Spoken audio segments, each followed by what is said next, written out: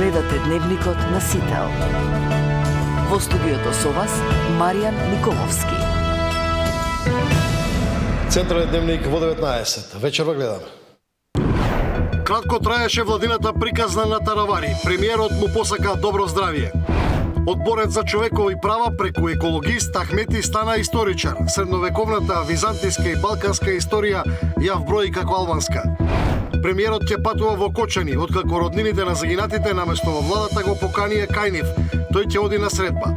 Син со секира ги нападнал родителите, таткото починал, мајката тешко повредена. Албанија на парламентарни избори. Анкетите предвидуваат победа на Еди Рама.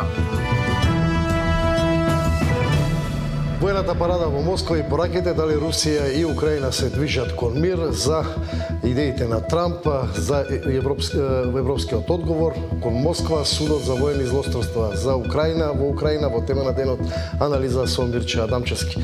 Добро вечер, останете овде, почнуваме веднаш.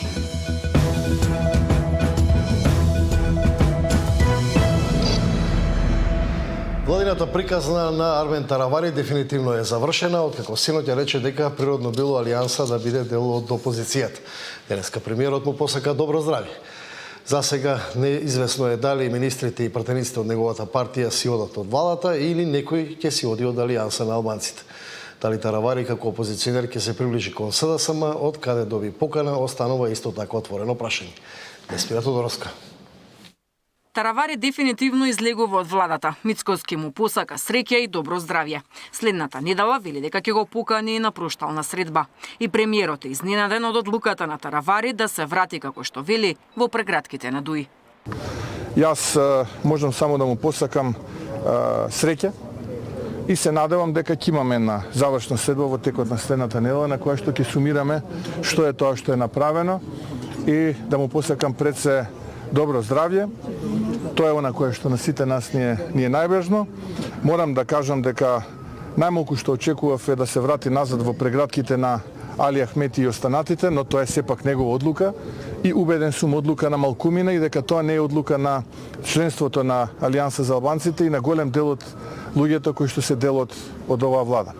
Честно беше и доблесно самиот тоа да го направи, да не ја влече владата за нос и граѓаните, но ете, полека, но сигурно станува јасно дека тој се враќа назад во прегратката на сите оние кои што повеќе од 2 децении ја пустошеа, ја криминализира, ја ограбува, ја фрлија Македонија на колена. Мицкоски не одговори дали чекорот на Таравари ќе го следат сите петмина пратеници и високи функционери од крилото на Алијанса, но вели дека и без нив мнозинството е стабилно.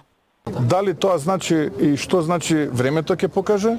Владата е стабилна, владата има близу 2/3 поддршка во парламентот и владата е посветена само на една работа, а тоа е проекти и реформи и одлучна борба против криминалците и корупцијата, за жал против оние на кои што за жал им се придружува Армен Таравари. Дека на Алијанса ќе биде подобро во опозиција, вчера вечер порача и самиот Таравари при отворањето на нов партиски штаб во Скопје, потврдувајќи дека довербата во владината коалиција е мизерна.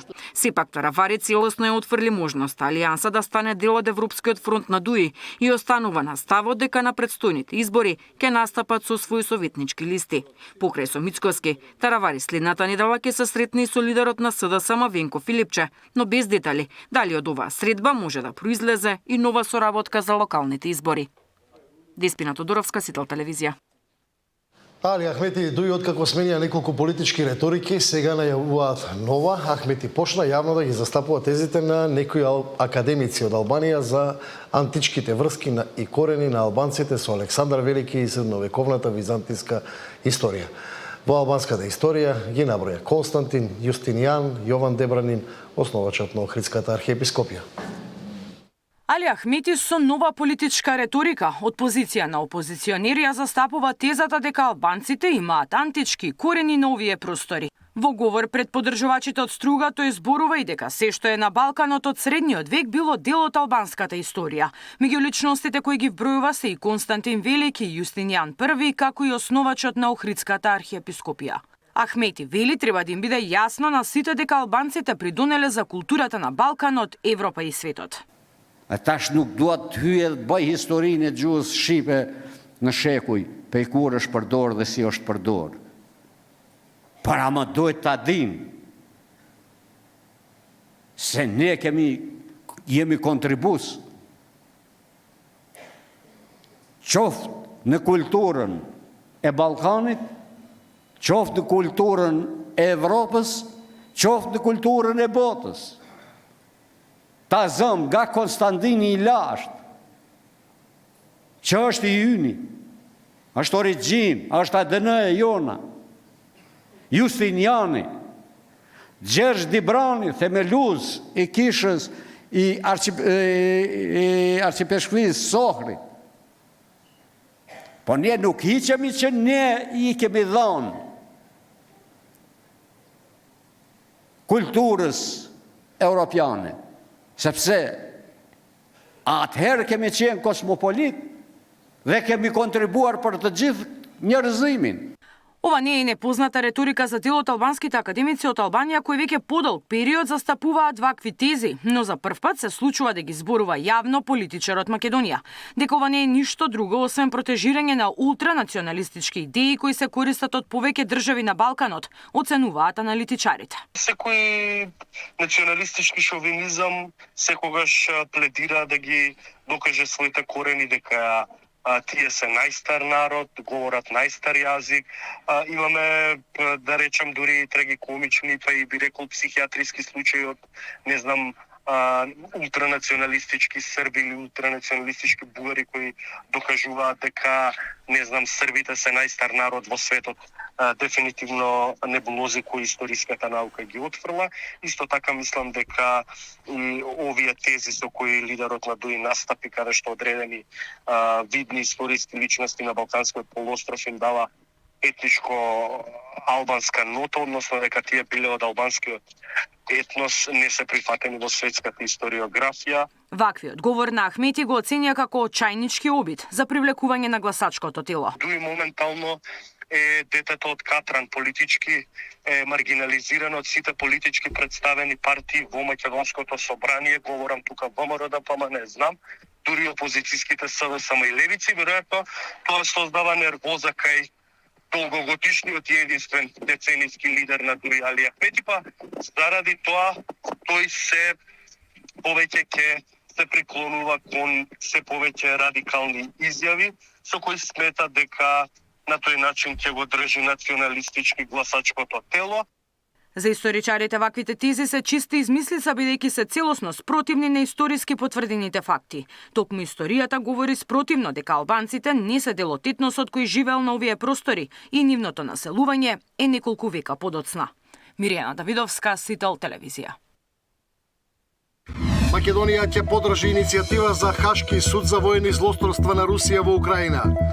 Меѓународен лекарски тим обучува македонски лекари за пострехабилитивни процеси за повредените од трагедијата во Кочани.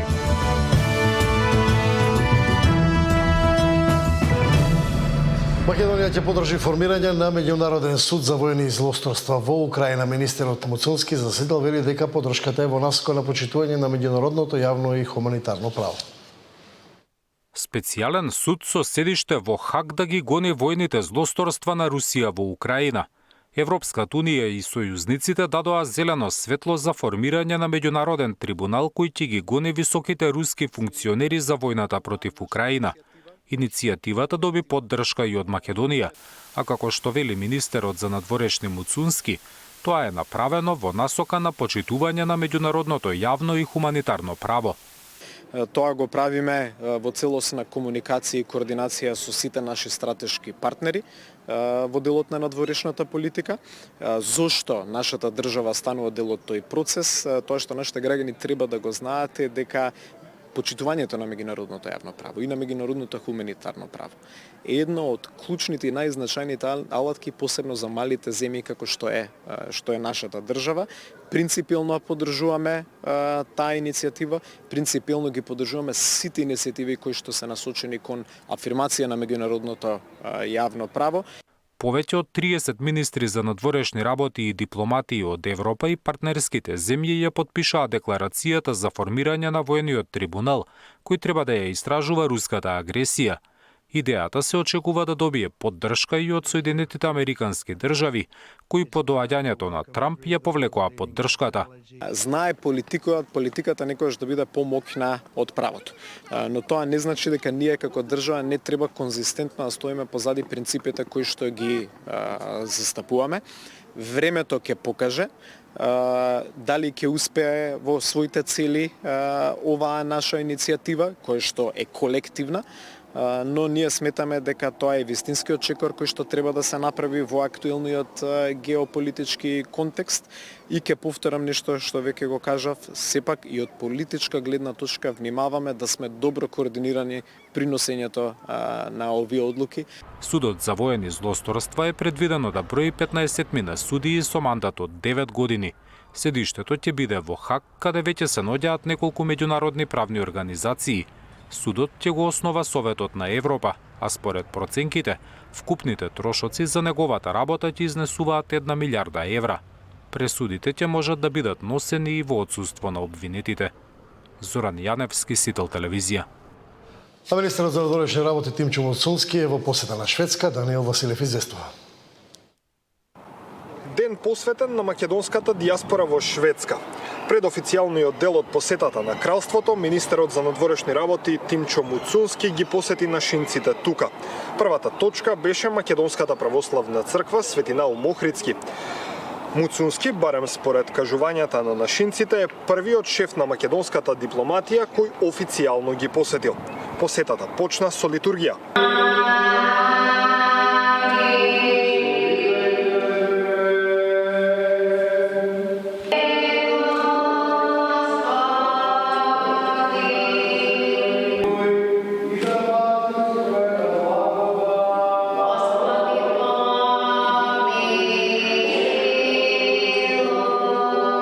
Сочувај полната Твоја црква, освети го наша сакат, убавината на Твојот дом, прослави со Твојата божествена сила и не оставај на нас, што се надаваме на Тебе.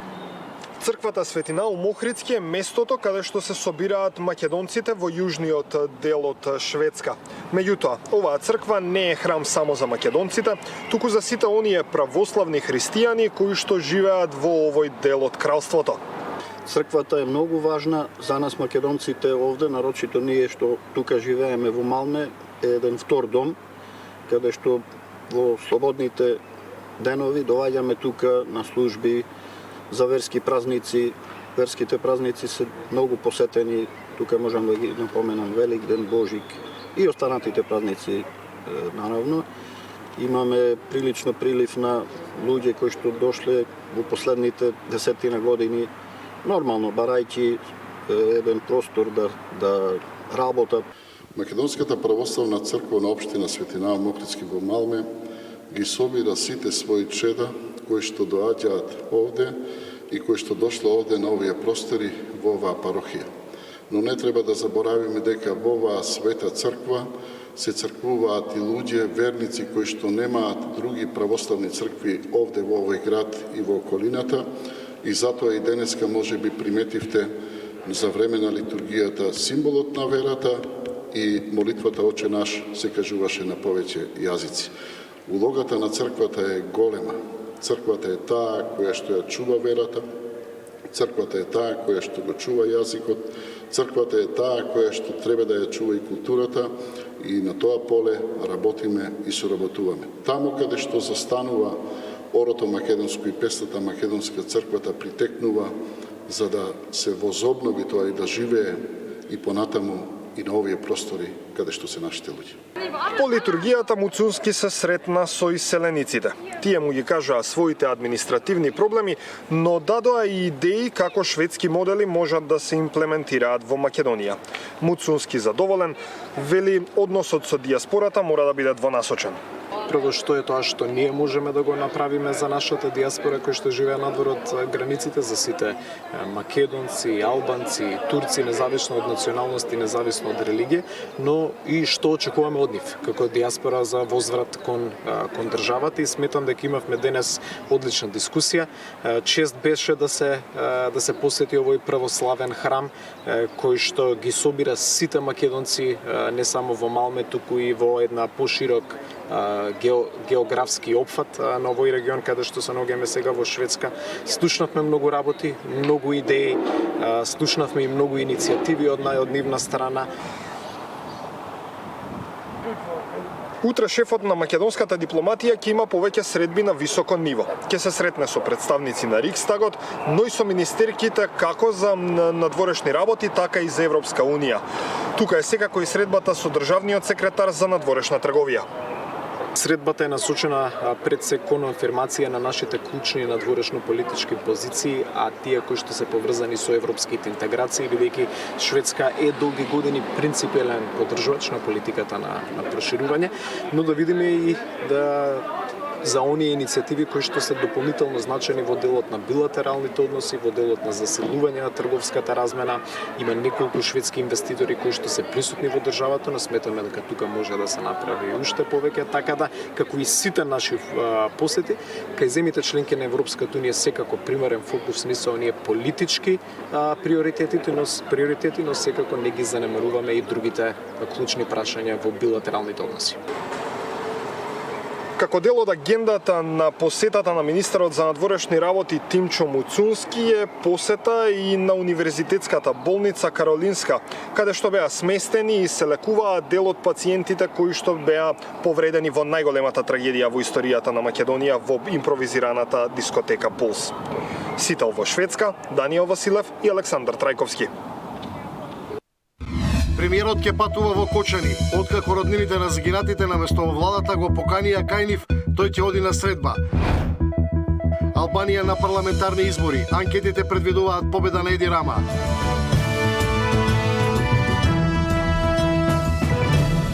Премиерот Христијан Мицкоски ќе оди во Кочани на средба со роднините на загинатите во дискотеката Пулс. Не добил официјална покана, но вели нема проблем да оди и таму, откако тие одбија да дојдат во владата.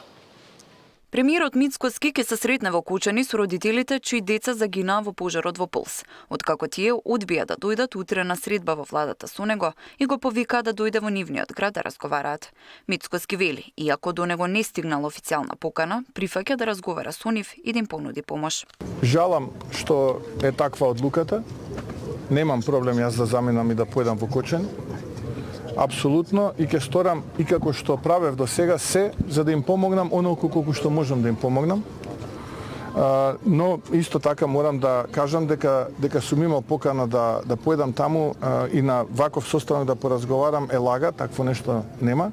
Но еве, без разлика, ако е ова покана, еве кажувам дека ќе појдам во Кочани и ќе разговарам. Вчера родителите на загинатите деца напишаа писмо дека не ја прифаќаат поканата од кабинетот на премиерот, бидејќи е задоцната, а голем дел од родителите не може да одат во Скопје поради последиците од трагедијата. Го повикаа да дојде во Кочани. Од СДСМ денеска повторно побара од владеачкото мнозинство во парламентот да го поддржи нивниот предлог закон за финансиска и институционална поддршка, како на семејствата на загинатите во трагедијата, така и на повредените. Во Социјалдемократскиот сојуз на Македонија веруваме дека кога станува збор за солидарноста и за човечката грижа, не смее да има партиски разлики, ниту политички поделби.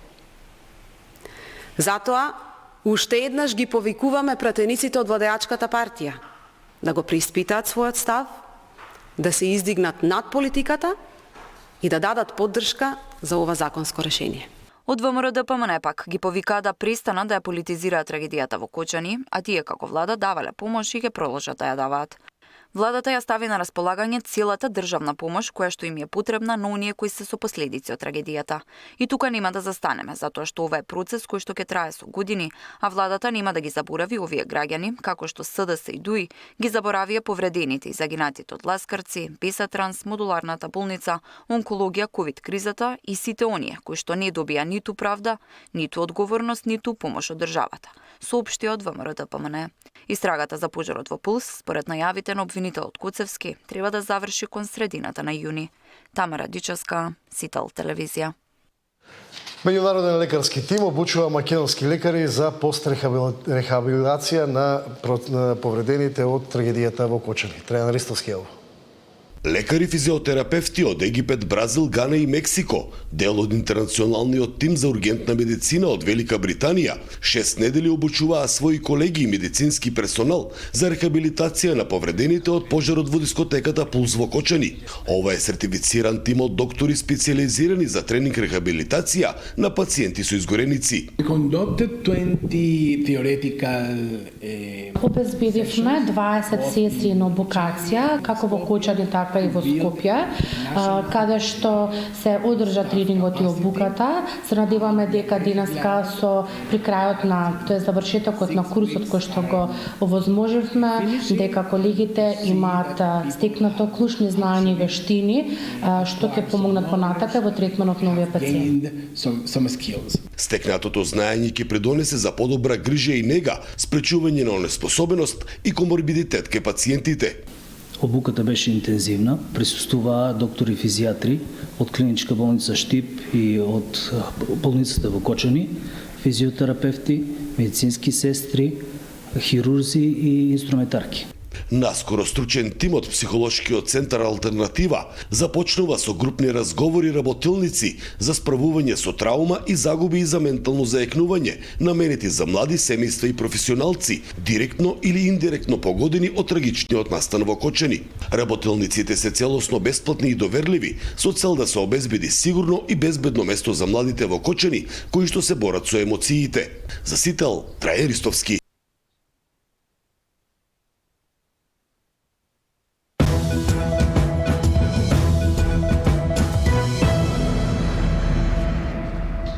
Наред се минутите за темата на денот. Мој вечерашен гостин Мирче Адамчевски, колега во пензија и активен новинар. Добро вечер, благодарам на поканата. Заврши она големата парада во Москва. Светот чинам дека повеќе немаш некој очекување, него веројатно пребројување на тоа кој ќе биде гостин од Балканот, Вучич и оној премиерот на Словачка, како велат, искршија нозе да стигнат, некако стигнаа до Москва. Што потоа? Па ништо, ако ме прашувате што потоа за Фицо и за Вучич, за Фицо се знае, тој е неговата земја член Европската унија. Еве и денес јави Фицо и ги критикуваше ставовите на Европската унија во поглед на војната што се води во Украина и кажа дека сегашните активности водат кон ескалација на војната, дека Европа сака да се вклучи во војната во Украина. Што се однесува до Вучич, неговото патување во Москва, сметам дека прво тој вети пред неколку месеци дека ќе оди, сега не може да се повлечи назад и покрај притисоците од Европската унија, но тој пред се го имаше предвид интересот на државата, тука го гледам економскиот околу снабдувањето со газ, но и личните интереси. Затоа што со одењето во Москва тој ќе собере поени кај населението во Русија кое што е проруски настроено и евентуално ако има некакви избори или некакви настани кои ќе случуваат да му дадат поддршка да остане на функцијата. А гледаме дека Вучич така се однесува и кон Европската унија и со така се однесува и на средбите со Макрон, ако се сеќавате, со Мерц и ветува на ѓалишта, со литиум. Во Европската унија беше дочекан и од фон дер Лајен со преградки. Во Америка му се слоши.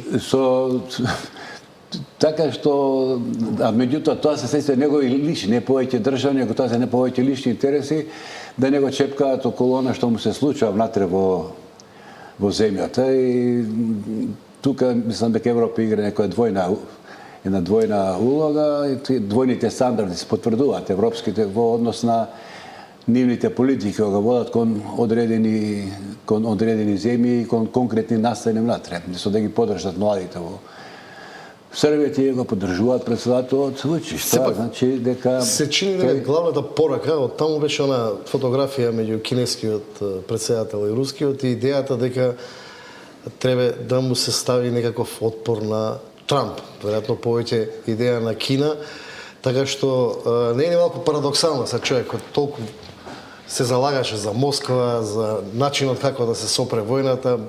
Дури еден период вели дека, велам за Трамп, вели дека Путин не е толку лош човек.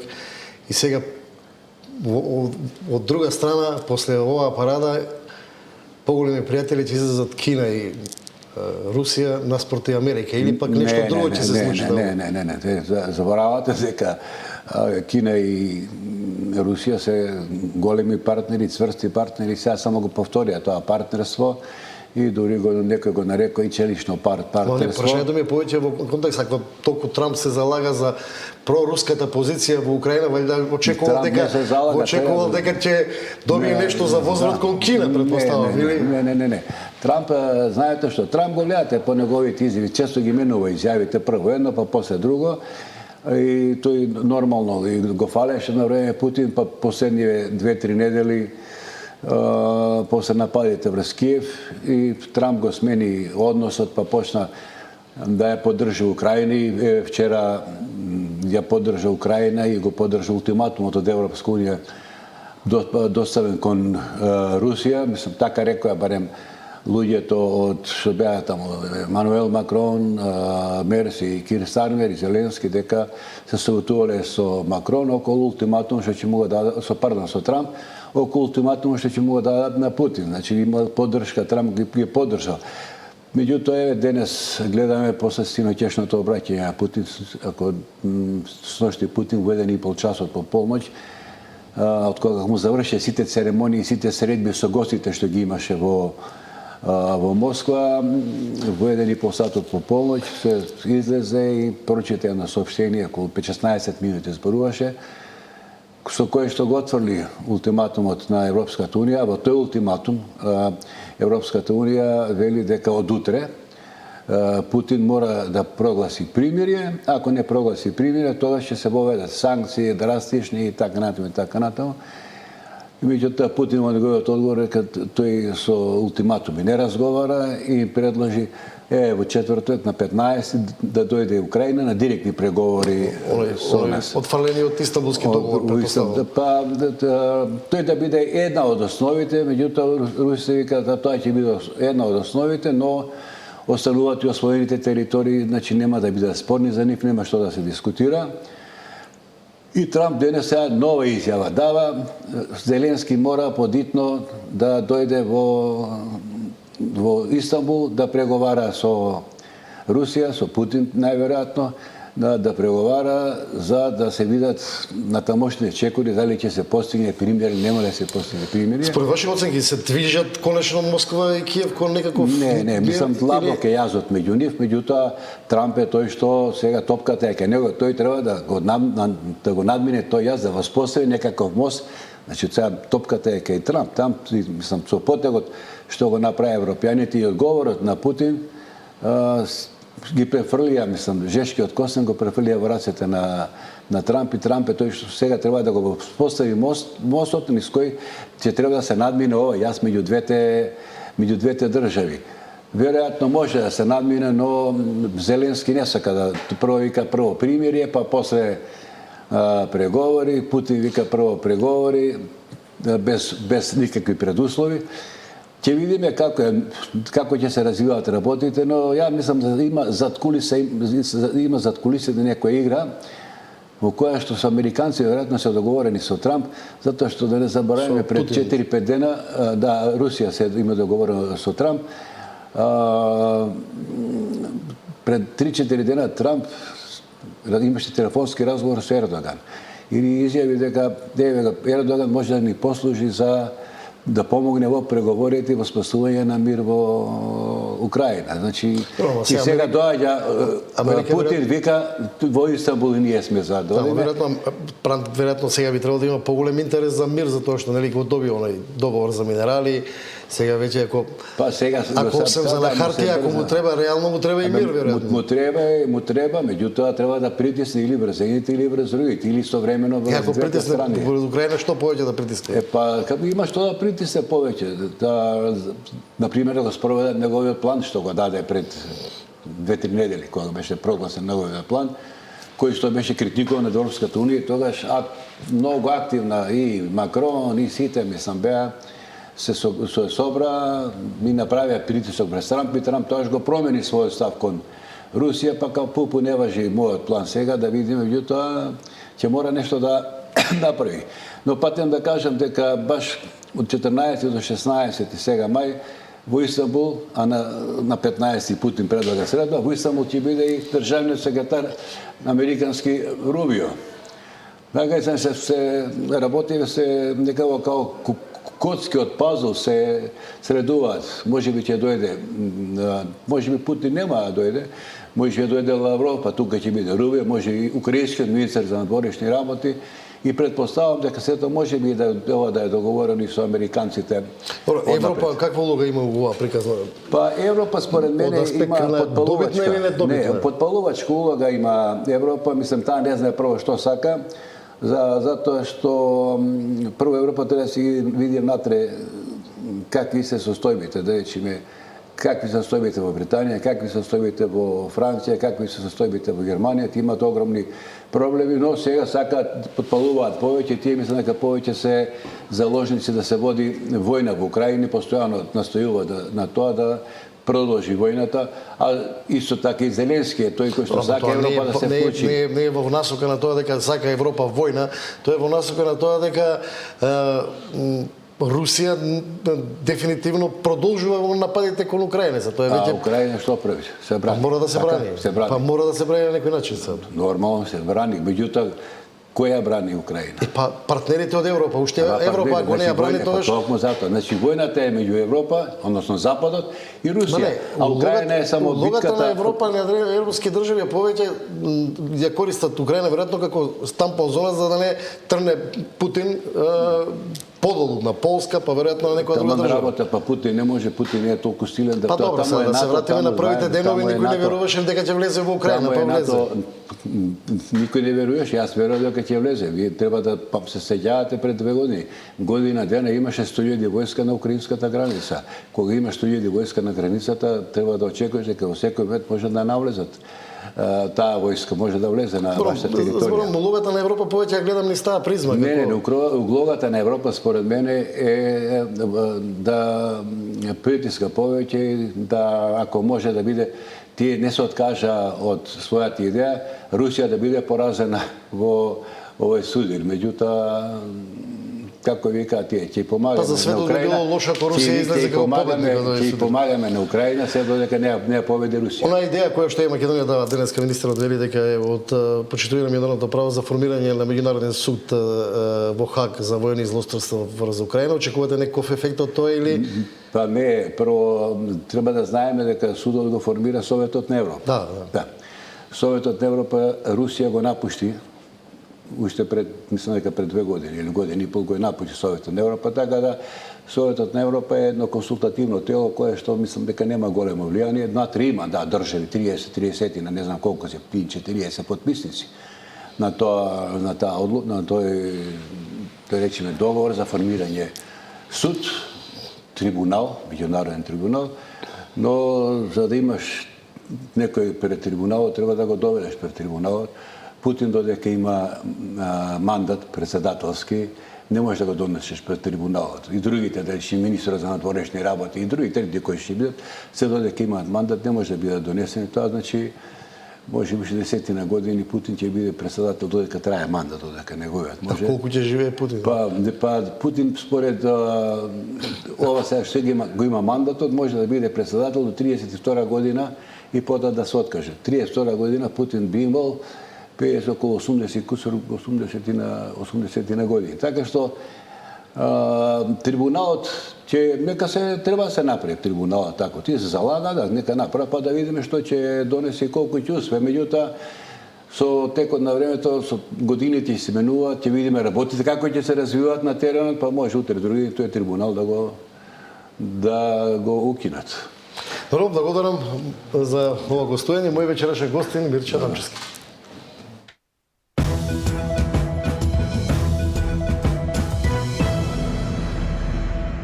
Трагедија во Кичевско, син губил својот татко откако претходно со секира ги нападнал родителите. 48 годишен маж во Кичевското село Србјани со секира во семејната куќа ги нападнал своите родители. при што го смртил таткото, а неговата мајка е тешко повредена. Сторителот сам се пријавил во полиција.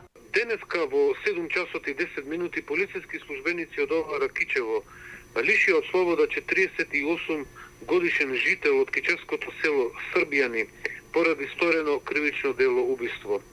Околу 07 часот во полициската станица во Кичево од итната медицинска помош пријавено е дека кај нив се јавил 48 годишниот жител од ова село и кажал дека во семејната куќа во село Србијани со секира ги нападнал неговите родители. Со возило на итната медицинска помош од Кичево двете лица се пренесени во медицинскиот центар во Кичево, каде што неговиот родител, 74 годишен жител, татко на сторителот, им подлегнал на повредите, додека неговата 67 годишна мајка е во неконтактибилна состојба. Дознаваме дека станува збор за нефункционално семејство со бројни караници и нарушување на мирот во домот. Не, до овој момент немаме информации како лице кој што е сторител на одредени други кривични дела. 48 годишното лице е лишено од слобода и по документирање на случајот против него ќе биде поднесена кривична пријава. Нина Ритоновска, Сител телевизија.